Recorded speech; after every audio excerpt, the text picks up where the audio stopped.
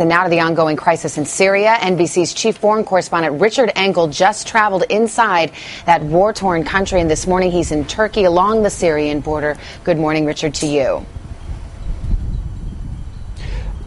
Good morning. We just returned from the city of Aleppo, the Syrian commercial capital, and it's a disaster there. There are shortages of food, shortages of fuel, lots of fighting, and a confusing mix of rebel groups with different agendas. Islamic radicals captured a key Syrian army base outside Aleppo and the weapons inside. The United States considers these fighters a small part of the rebel force here, a terrorist group, an offshoot of Al-Qaeda in Iraq. But it's shadowy alliances like these that are driving the revolt against Bashar al-Assad that many Syrians feel NATO and the United States have ignored.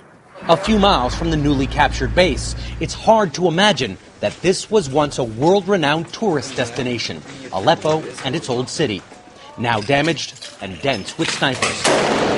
The rebels in Aleppo, most of them not Islamic radicals, hold about half of the city of 2.5 million. Assad's government has the rest, just beyond these young rebel gunmen. The city, divided, battered, and with a growing humanitarian crisis.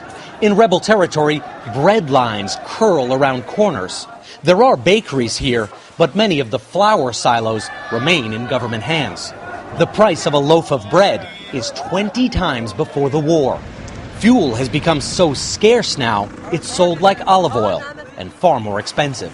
Half of Aleppo's hospitals, medical officials say, have been bombed or closed. For the city's children, this passes for a day at school. They play a dangerous game of tag in the destroyed playground in classrooms. Part of this school still burns. The children rush out coughing from the basement.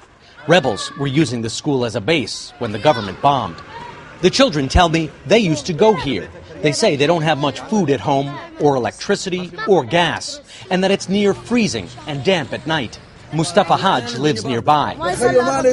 We adults, we can take it. But what have these kids done to deserve this, he asks.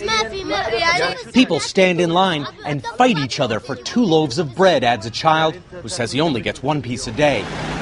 Assad's army is slowly going to pieces, but so is the rest of Syria. Medical officials say 30 to 40 people are being killed inside Aleppo every day. Savannah? Richard Engel along the Syrian border in Turkey this morning. Thank you.